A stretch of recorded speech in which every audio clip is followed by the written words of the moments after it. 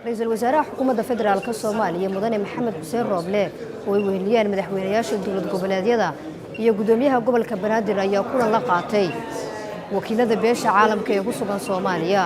Shirka ayaa diiradda lagu saaray arrimaha doorashooyinka hirgelinta heshiiskii laga gaaray doorashooyinka ee uu hogaaminayay Ra'iisul Wasaare Roble iyo dadejinta taageerada beesha caalamka kaga aadan geedi socodka doorashooyinka dalka. xubnaha beesha caalamka ayaa Ra'iisul Wasaaraha ku bogaadiyay kaalintiisa hogaamineed ee uu ka qaatay shirkii guuleystay ee golaha wada tashiga qaran ee arrimaha doorashooyinka.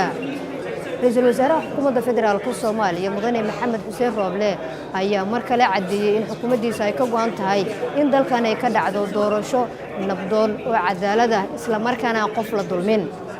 afhayeenka xukuumadda Maxamed Ibrahim Macalimow ayaa markii uu kulanka soo dhamaaday waxa warbaahinta ugu warbixiyay isla markaana faahfaahin ka siiyay go'aamadii ka soo baxay shirka u dhaxeeyay Ra'iisul Wasaaraha xukuumadda iyo xubnaha beesha caalamka. shirka maanta uu shir gudoominayay Ra'iisul Wasaaraha xukuumadda federaalka Soomaaliya Maxamed Xuseen Roble ayaa waxa ka qayb galay madaxdii shirka ka qayb gashay ay ugu horeeyaan madaxweynayaashii dawlad goboleedyada dalka iyo gobolka Banaadir iyo sidoo kale wakiilada beesha caalamka oo dhan Soomaaliya jooga. runtii waxa aad looga hadlay marka ugu horeysa ay beesha caalamku ay hambaliyeysay heshiiskii la gaaray iyo guud ahaan natiijadii ka soo baxday shirkii Khamiistii dhamaaday ee madaxdu halkan ay ku lahaayeen muddadii toddobaadkii la soo dhaafay. waxa Ra'iisul Wasaaraha xukuumadda Soomaaliya uu sheegay inay hadda diyaar u yihiin iyagoo muwaafaqo inay bilaabayaan hirgelintii heshiiska isla markaana ay kulamo joogto ah yeelan doonaan ayna ka go'an tahay sidii dalka doorasho dhaqsiya loogu qabsan lahaa. waxa uu ka codsaday dhinacooda caalamka in ay garab istaag sameeyaan oo dhinaca dhaqaale iyo farsamo dhinac kastaba ay garab ka siiyaan sidii heshiiskaas loo hirgelin lahaa. wakiilada beesha caalamka iyo madaxdii kale halka ka hadashayba madaxduna waxay ayideen oo ay ka hadleen sidoo kale madaxda dawlad goboleedyada oo dhan hadalkii Ra'iisul Wasaaraha iyagoo sheegay in ay laga maarmaan tahay taageerada beesha caalamka.